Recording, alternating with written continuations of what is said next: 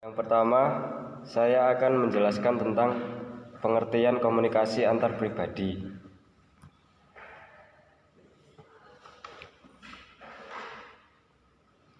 Komunikasi antar pribadi adalah komunikasi yang berlangsung dalam situasi tatap muka antar dua orang atau lebih, baik secara terorganisasi maupun pada kerumunan orang. 2. Komunikasi interpersonal adalah interaksi orang ke orang, dua arah, verbal dan nonverbal, saling berbagi informasi dan perasaan antara individu dengan individu, antar individu di dalam kelompok kecil. Jadi, komunikasi interpersonal atau antar pribadi adalah proses hubungan yang tercipta, tumbuh dan berkembang antara individu yang satu dengan individu yang lain dengan gayanya sendiri, menyampaikan pesan kepada yang lain, sedangkan yang satu dengan gayanya sendiri menerima pesan dari sumber. Yang kedua, tujuan komunikasi antar pribadi. 1. Mengenal diri sendiri dan orang lain. 2. KAP memberikan kita kesempatan belajar sejauh mana kita terbuka pada orang lain, sehingga kita dapat menanggapi dan memprediksi tindakan orang lain. 3. Mengetahui dunia luar. 4. KAP memungkinkan kita untuk memahami lingkungan baik objek, kejadian, dan orang lain. 5. Menciptakan dan memelihara hubungan menjadi bermakna. 6. KAP yang kita lakukan bertujuan untuk menciptakan dan memelihara hubungan yang baik dengan orang lain. Hubungan tersebut membantu mengurangi kesepian dan ketegangan. 7. Bermain dan mencari hiburan. Dengan adanya hiburan dan bermain dapat memberi suasana yang nyaman, yang lepas dari keseriusan, ketegangan, kejenuhan. Yang terakhir, membantu orang lain. Yang selanjutnya adalah ciri-ciri dari komunikasi antar pribadi yang efektif. 1. Keterbukaan atau openness. 2. Empati atau empati. 3. Dukungan atau supportiveness. 4. Rasa positif atau positiveness. 5. Kesetaraan atau equality. Yang selanjutnya, fungsi dari komunikasi antar pribadi.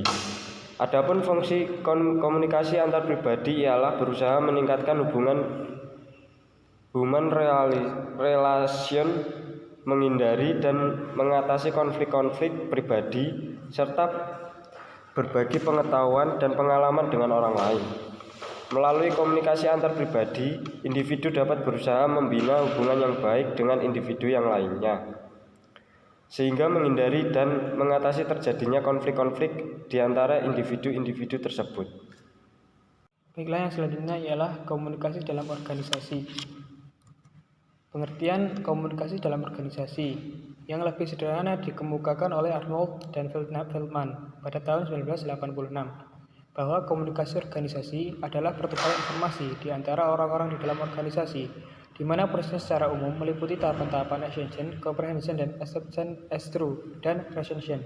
Selanjutnya, komunikasi informal adalah komunikasi yang disetujui oleh secara sosial, orientasinya bukan pada organisasi, tetapi lebih kepada anggotanya secara individual. Selanjutnya, berdasarkan pendapat para ahli di atas, dapat disimpulkan bahwa komunikasi organisasi adalah suatu perilaku yang dilakukan di dalam organisasi untuk pertukaran informasi seperti pengiriman pesan di antara orang-orang yang berada di dalam organisasi. Nah, fungsi dalam organisasi ini ada 3. Pertama, fungsi regulatif.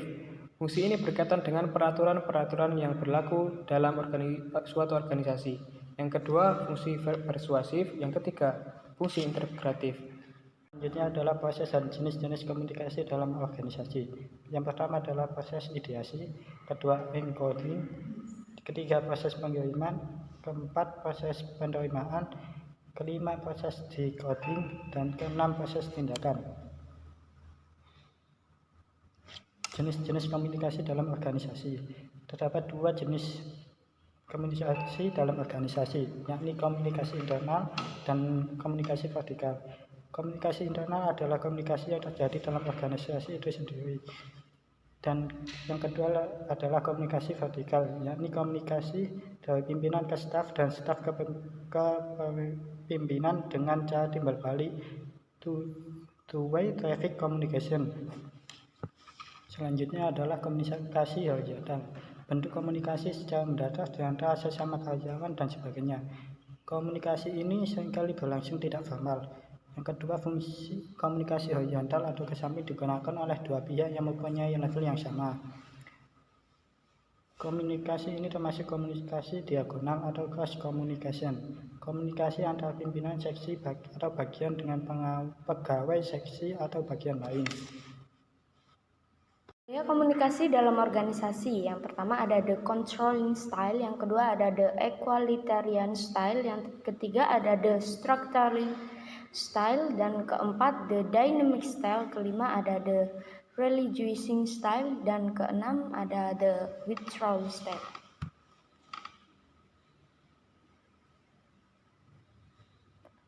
Hambatan komunikasi dalam organisasi.